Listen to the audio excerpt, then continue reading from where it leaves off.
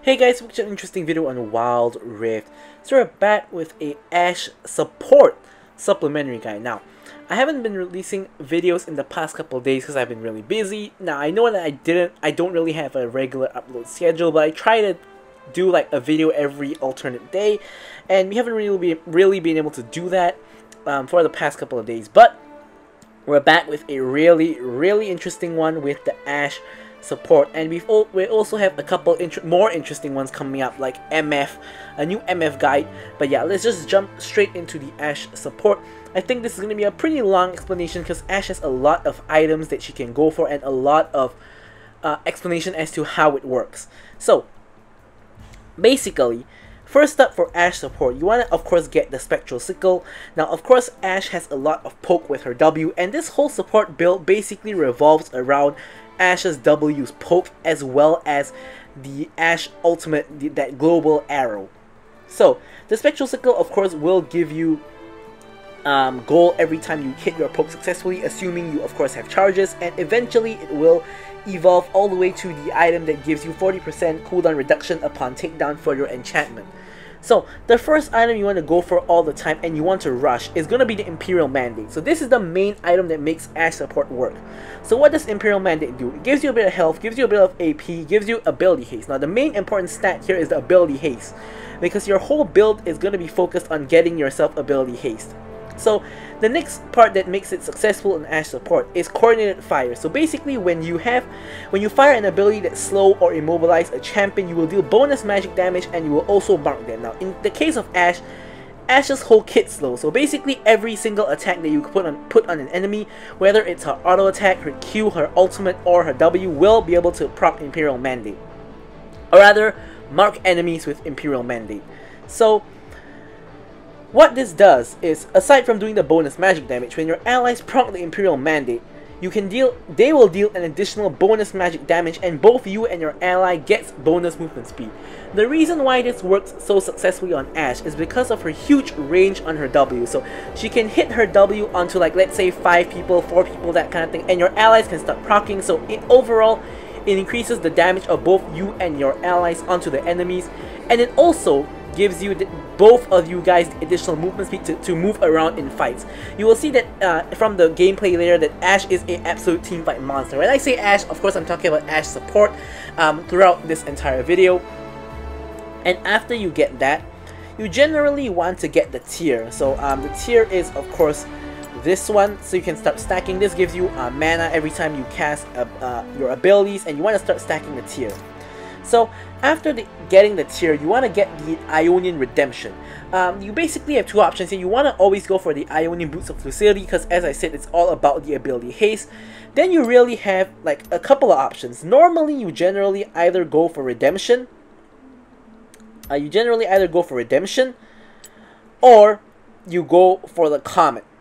Now the reason why these two are the best is because they do large AoE heal or large AoE damage. Don't forget that you are a support, so that is your main use. You don't want to be getting something like a stasis or something like a proto belt because you are playing support. So you want to have a enchant that's going to help your team. So basically it's only going to be the Redemption, or it's going to be the Comet. Generally I prefer Redemption because it is going to be a lot more helpful for you to heal your team than to try to Comet the enemies, because enemies are going to run away from the Comet, but your team is not going to run away from the Redemption, so it's a lot more consistent.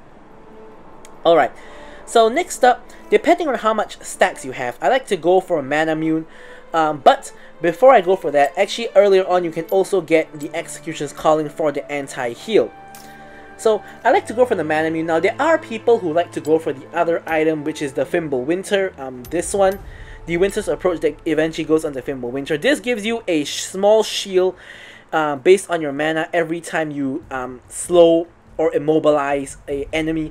I don't find this very useful personally because I find Ashe is pretty squishy anyways, and I rather do increase poke damage than to actually get the shield, but it's kind of personal preference. So Mana Mune will be somewhere in this build. Sometimes you end up building Mana Mune here, sometimes you even end up building Mana Mune last, but basically what I'm trying to say is Mana Mune is going to be somewhere in your build, depending on when you get your tier stacked. Now if it's stacked or almost fully stacked, or fully stacked already, that's when I get my Mana Mune. Now next up we have the Black Cleaver. So Black Cleaver gives you again health and ability haste. The main factor here is the ability haste and also the Sunder. So as you guys can see, you will reduce the enemy's armor by 4%, which can stack up to 6 times. Now if you guys didn't know, Ashe's Q, when you activate it, that counts as like 5 auto attacks in one, so you can instantly proc Black Cleaver. So your main goal is you press Q, you try to attack every enemy once, and you proc the Black Cleaver on those enemies, and this allows your team to do a lot of extra damage. So as you guys can see, basically the whole point of Ashe support is number 1, the poke, number 2, increase your team's damage onto enemies with the Imperial Mandate and with the Black Cleaver, and of course number 3, catches with your ultimate. Alright, so after that, finally we normally go for Moral Reminder, because generally in almost every match you will need the Grievous Wound, so you generally go for Moral Reminder after that. But aside from all these items, sometimes some matches you don't need Black Cleaver. Now pretty much every match, core is gonna be Spectral Sickle, Imperial Mandate, Redemption, and Manamune. But Black Cleaver and Moral Reminder can actually be swapped out. And also, when you reach full items, you want to sell your support item and get a 6th item. So what is that 6th item, and what can you swap out these 2 items with? Well, I'm glad you asked. We have the Cosmic Drive. So Cosmic Drive again gives you ability haste, huge amounts of ability haste, gives you movement speed and a lot of movement speed basically. So this basically allows you to pretty much never die, because with this, you can slow people down and you speed yourself up. Pretty much no one is going to be able to catch you unless it's like a Scion ulti or like a Rammus rolling toward you.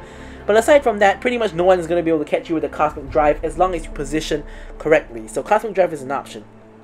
Another option is Liandry's, because Liandry's now comes with that burn. So whenever you hit your W onto someone, aside from proccing the Manamune damage and the Imperial Mandate, you can also proc Liandry's Torment for that extra burn.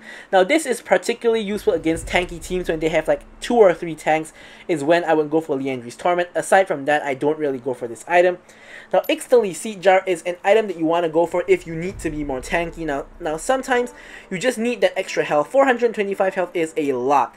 And you also get 25 ability haste. Yet again, that's the whole point of Ashe's build. You want more and more ability haste, so Ixtali Seed Jar also a very viable option. Now finally, our last 2 options you have are the actual support items of Ardent Censor and Staff of Flowing Water. Now I go for Staff of Flowing Water when I have like 2 huge AP carries on my team. So like for example, if let's say I have like a Diana in the mid lane and like a Gwen in the top lane, I normally like to go for Staff of Flowing Water. If I don't have like 2 huge AP carries on my team, I would never go for this.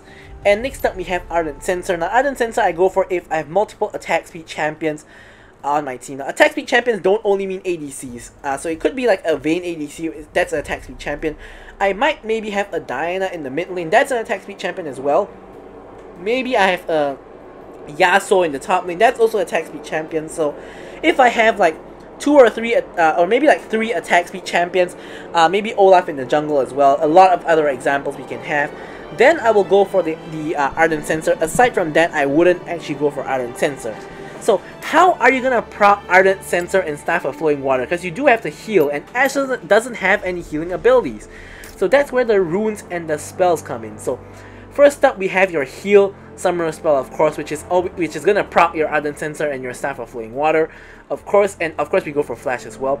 And then you have your rune Font of Life. So Font of Life, when you apply, when you poke enemies, you apply the mark onto them, and when your allies attack them, you will proc Font of Life. This allows you to trigger the heal, which also allows you to trigger Ardent Censor and Staff of Flowing Water. Aside from Font of Life, Summon Airy is also a very viable keystone rune, because this is going to increase your poke damage, and especially in lane, this is going to be a lot more useful than Font of Life. So it's basically depending on whether you want to go for Ardent Censor or Staff of Flowing Water. So basically, when I'm in champ select, I'm already deciding if I want to go for a Staff of Flowing Water or Ardent Censor. If I do want that, I'm going to take the Font of Life. If I don't, I'm going to take the Airy.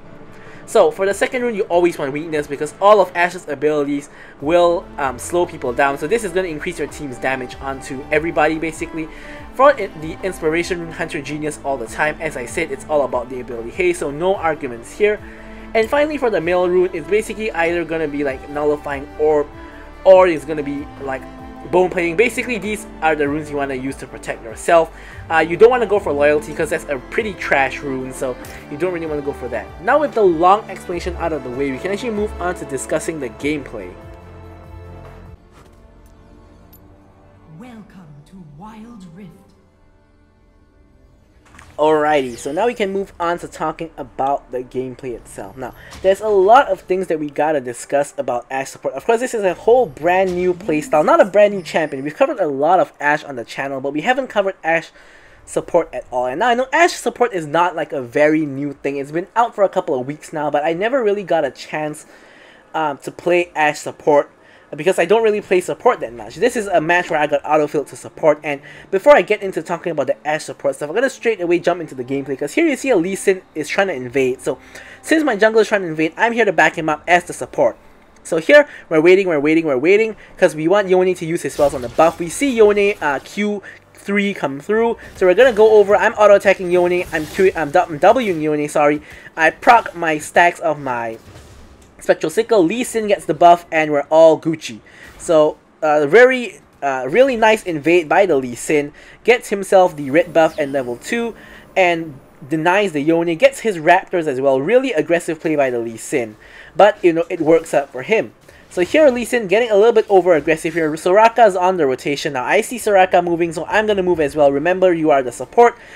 Getting like gold and XP in the lane is not your primary concern. Your primary concern is to help your teammates, like you see here. Here I flash in to get the kill onto the Twisted Fate. I also ran over to, of course, heal the Lee Sin. So Lee Sin survived in part due to my heal, so I did help him out quite a bit. In the meantime, Varus is already level 3 because he's been in the lane solo soaking XP. Here I walk the dangerous way back. I run straight into the Lucian, but it doesn't really matter because Lucian can't 100 to 0 me instantly. So I do take a lot of damage, but I was willing to do that because I'm gonna back anyway. So I'm just gonna quickly proc my 3 stacks of Spectral Sickle by basically face checking into the Lucian, and I'm gonna back instantly. Now take note that my purchase here is gonna be the Maul Reminder. Why Maul Reminder? Straight away, because they have a Soraka. So Soraka heals a lot, and rushing Maul Reminder as a first item, especially since I'm support, is gonna be the most logical move for me. So I'm gonna pick up the Maul Reminder, and now we can actually discuss about Ashe support. So the first thing that I want to say about Ashe support is that you only want to pick Ashe support if you have minimum 1 other tank in your team. In this game, I have a Garen. Ashe support is pretty horrible without a frontline. The main way Ashe support helps your team is while your frontline tank, in this case while my Garen is tanking damage, from the back I can poke the enemies to proc, you know, Mana Immune, proc Black Cleaver, proc Imperial Mandate, like proc everything basically, proc Font of Life, etc, etc. Basically Ashe 1W procs everything. So you can do that, and when the enemy team is trying to chase you, you can kite them out using your spells and your slows with the help of your tank, of course. But without a frontline, Ashe at the end of the day is just a squishy ADC. So if you have a team of full squishies and you pick Ashe support, you're gonna be in trouble. So you want to pick a tank support instead of picking Ashe support. Like you want to pick like Nautilus, Thresh, you know, Alistar, etc. instead of picking Ashe. You don't want to pick Ashe into with a full squishy team. Now, secondly, how many matches of Ashe support have I played now? In all honesty, I played like 5 matches of Ashe support. I have 100% win rate on Ashe support at the moment, but it's only 5 matches. It doesn't say a lot. But in those 5 matches, I got 2 S ratings, 1 A rating, and 2 no ratings. But here, anyways, you see that Varus can engages immediately with his ultimate. He's 2 levels up on me. Varus is 2 levels ahead of me because of all that solo XP that he got. So I'm 2 levels behind. That's not a really big issue. I don't mind having giving all the resources to my ADC, because at the end of the day, I'm playing support. You're not the carry of your team, even though you're playing Ashe. You are just here to support your team, so you want to play very supportive. Here I see my Lee Sin in trouble again. Here I'm trying to help him out, but unfortunately, he is a little bit deep in. So here he doesn't manage to escape, but I, on the other hand, can manage to escape with the help of the Blast Plant. I Blast Plant the Twisted Fate over to my side. Twisted Fate does have his flash, but he doesn't choose to expend it because he can, of course, kill the Lux instead, and I do die to the Yone. So that's a little bit unfortunate on our end. Now, there's not too much I can do there because I'm a really squishy ADC. I tried to help out my jungler, but turns out that everybody just ended up dying. And yeah, that happens sometimes, so it's not a too big deal. But yeah, so in this match also, I decided to take the Summon Airy instead of taking the Font of Life, because I wasn't planning to go for either of the Ardent Censor or Staff of Flowing Water, because really, really my team doesn't really benefit from Ardent Censor. These aren't really attack speed champions. The most attack speed champion is Lee Sin, who isn't really even an attack speed champion, and the only other AP on the team is Luck. So I'm not going for any of those items. I'm going to go for the Summon Airy to get myself the extra poke damage. So here the dragon is out. I'm just going to quickly clear the ward.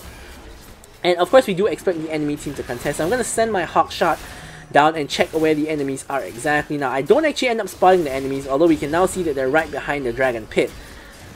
So here I see the set on the side. So here I'm just trying to run interference, like you guys can see here. And pretty much just, yeah, I stunned the set with my ultimate and let Lee Sin pick up a really easy kill.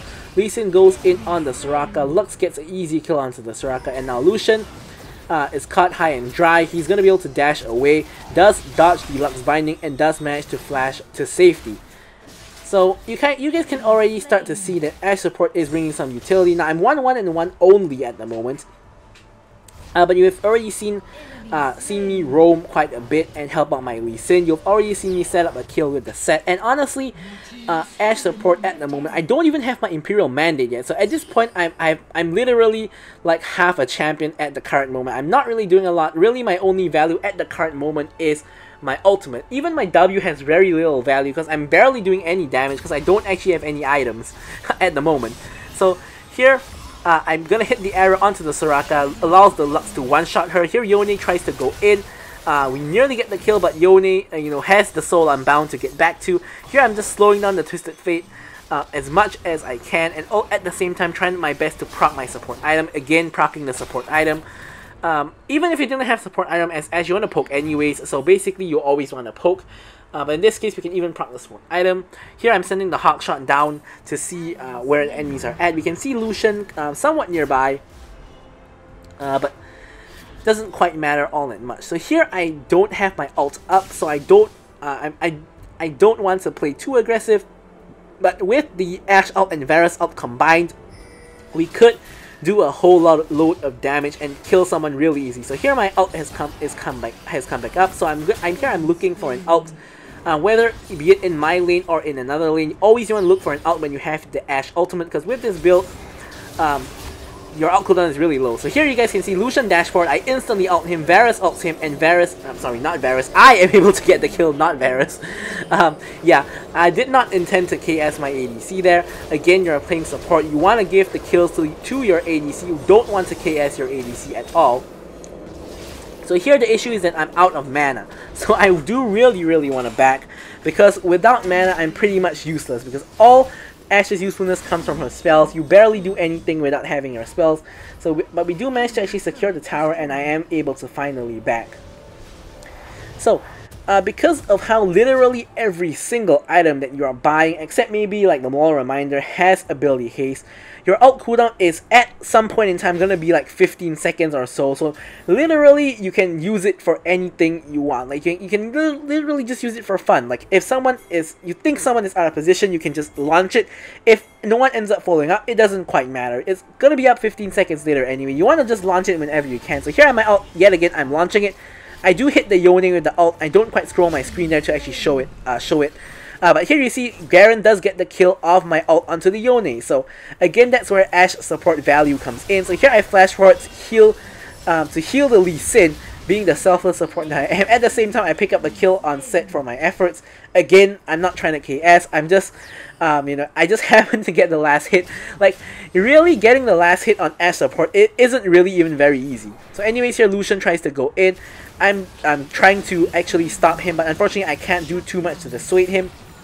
I do actually manage to let Garen get the kill on him though, and here with the point and click, not point and click, what am I talking about? With the point blank ultimate onto Twisted Fate, Garen picks up the kill onto Twisted Fate as well. So you can see the amount of utility Ashe support brings, the slows, the movement speed with the Imperial Mandate, and the ultimate is the main thing. The ultimate and the W are the main components of Ashe support. There, Twisted Fate could couldn't actually get to me, couldn't kill me just because of the slows and because of the CC from my ultimate. So again, my ult is coming back up. You guys can see I ulted, killed the Twisted Fate, recalled, walked back to lane, and my ult is back up all over again. So you literally want to launch your ult at any available opportunity. I spot Lucian. What am I gonna do? Gonna ult his face. No one is there to follow up, but it doesn't matter. I'm just gonna back off. My ult is gonna come up really soon yet again. So my ult is already a quarter off the cooldown, so it's gonna come up really fast. And I only have my Imperial Mandate, my Mole Reminder, and my Tier at the moment. I also have my Redemption actually, but I don't have any other ability haste items yet, and my ult cooldown is already really low. It's pretty much going to be almost permanently up when you get to late game kind of Ashe. So here Dragon is coming up. I'm rotating across the map to the Dragon, of course. And here I'm just waiting to see if I can get a pick with my ultimate. I was hoping Lucian will overcommit, but he does not, so I have no real opportunity to catch him out with my ultimate there. So I do not. So here we're waiting for Lee Sin to come on over so that we can do the dragon. Of course, it's Mountain Dragon, which is of course the most important dragon here. I'm coming over to pop the plant. I do get the exhaust from the Yone or the Soraka.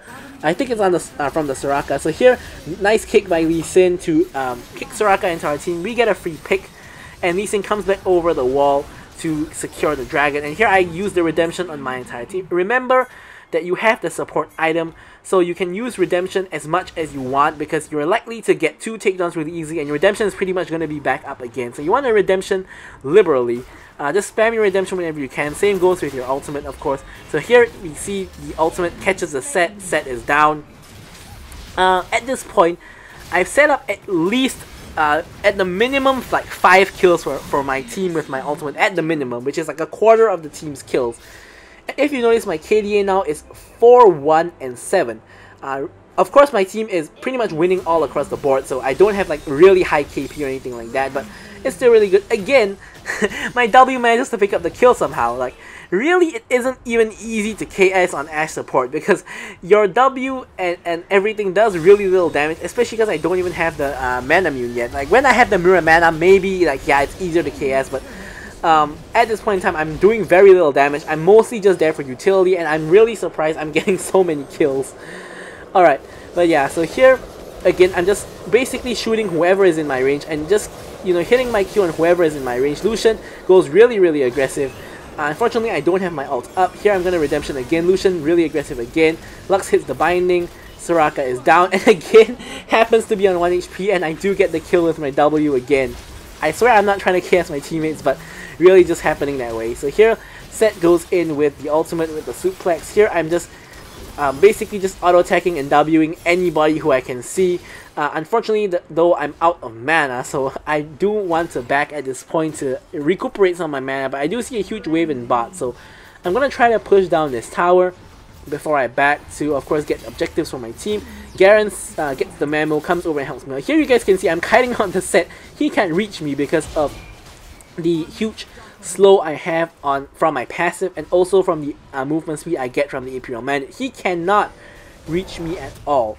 So here I'm gonna pick up the mana immune because I'm gonna assume that at this point my mana immune is almost fully stacked. Of course, I can't really see how many stacks I have because it's a replay. But yeah, so here I'm gonna launch a ult from downtown from the base. I'm gonna try to aim it, and boom, we hit the Yone for like a 2+ second stun. He can do absolutely nothing, and he dies to the Garen. So this is what Ashe support can do. Ashe support is an absolute monster if you're good at Ashe support, if you have good map awareness and etc. Like, look, I just got a free pick onto Yone for nothing. What other support can get a pick onto Yone from the base? So anyways, now we got the pick onto Yone. My team has a numbers advantage. Lee Sin gets taken out. Lee Sin, sorry, takes out the Lucian, Lucian gets taken out by Lee Sin. And yeah, so here I'm taking a lot of damage, actually, but it's okay as long as I don't actually die. Alright. So here, pretty much I'm just gonna pick up a couple of fruit so that I can sustain myself back up to a reasonable amount of health. Another honey fruit for me here. And Lee Sin taking the blue buff from the enemy, or rather Varus taking the blue buff from the enemy. So here, we want to force the Baron because we are more than 10k gold up on the enemy team. This is honestly a free Baron because the enemy team cannot contest. But the issue is, we don't have anyone to tank the Baron. We need the Garen here to tank the Baron. But unfortunately, he does not tank the Baron. Here I hit my Ashe arrow onto the Yone. Yone dies. And yeah, we need Garen to tank the Baron. And here I'm going back onto the Baron. I redemption to heal up my team. But Garen again is just off doing some shenanigans. He's waiting in the bush trying to trap for someone. But what we really need him to do is just stand there and tank the Baron. Because Lee Sin cannot tank the Baron. He's too squishy for that. So he doesn't, we aren't able to pick up the Baron simply because the Garen doesn't know what he's doing and refuses to stand there to just tank the Baron. So here you see me standing still. I'm talking in the chat and telling Garen that he needs to tank the Baron because no one else can tank the Baron for us. So here again an ult from downtown, but unfortunately I do miss. The ult does whiff a little bit, but here I'm walking to try to save my Garen. Lee Sin is here, and now we can actually turn onto the enemy team. Quite a lot of them there, so we maybe don't want to do that. Yeah. So here we pretty much just want to try to force the Baron because we are so far ahead. It's pretty easy to do that. And yeah. So here, just clearing out the mid lane, getting the mid lane party. The next dragon, however, is coming up, so we don't necessarily want to force the Baron anymore because if we just go for Baron, the enemy team can get a free dragon. So why would we really want to do that? Although it looks like we may be doing it, nah, we're not. So Lee Sin is actually going for the pick on the bot side of the map, which I think is not a good idea because the dragon is spawning. So seeing the enemy jungle on the opposite side of the map is not a good idea. So here I whip another ultimate. Unfortunately, Lee Sin does end up picking up the kill onto the set, I believe. I get the redemption for my team as well. And here you guys can see the enemy team is on the dragon, which is exactly what I predicted. Because of course, if our team is on the opposite side of the map, obviously they're gonna be on the dragon. However, this pretty much allows us to get the Baron, which overall I guess trading Baron for dragon is fine. Twisted Fate TP's in with the ulti, traps himself in the pit and just dies. Not quite sure what the game plan was for Twisted Fate there, but he does just instantly die. So here anyway, we pick up the Baron. We get another free pick. Actually, I tried to arrow the Soraka, but Lee Sin kicked her away, so didn't quite work out there. Here I redemption to, of course, help my team get their health restored. And here you see my whole team is chasing for a Lucian, which is really strange. Like, you only need like 1 or 2 people to chase. The rest of us can push down mid lane. And because everybody is chasing Lucian, I'm the only person actually pushing mid lane and trying to pick up this lower HP mid lane inhibitor. But Set is here, so unfortunately I cannot do that anymore. Set cannot chase me, so I can simply just cut him out. So he can't actually chase me, so I'm not really under any threat. Unless he flashes for it to engage on me, but he doesn't actually have his flash. So here I pick up the Black Cleaver, because my team has 3 AD champions, being Garen, Varus, and Lee Sin. So this will of course allow me to shred the armor of the enemy team and help my team to deal more damage, which is of course the whole purpose of Lux support. Just pretty much being utility in any way you can. So here, launching the Hawkshot to check if any enemies are coming for us from that jungle. I don't actually spot anyone, so I'm just going to assume that no one is there. Here I launch my Hawkshot to check if anyone's on the tower. No one is. We're going to use the Baron to actually just take this. So here I get the arrow onto the Soraka. Lee Sin is able to get a free kill onto the Soraka. Doesn't even have to expend the ultimate. So yet again, the value of the Ashe arrow. And here, redemption coming down to help my team out. Varus goes godlike. Lee Sin whiffs on the Q. But honestly, at this point, doesn't quite matter. Enemy team has only like 2 people left alive. And it's going to be an easy win for us. Here, I'm seeing if we can get a pick onto Lucian. But he's kind of safe, playing safe under his Nexus tower. So a little bit difficult to do that. We're just going to push in the top lane, get ourselves the minions, and we can try to end the game. I spot Lucian dashing. Instantly, I'm going to ult him. Because he cannot escape without his dash. And instantly, we do win the game. So a huge performance from the Ashe support. I do get myself the S rating. And you can of course see the stats. So alright, thank you guys so much for watching the video, and goodbye.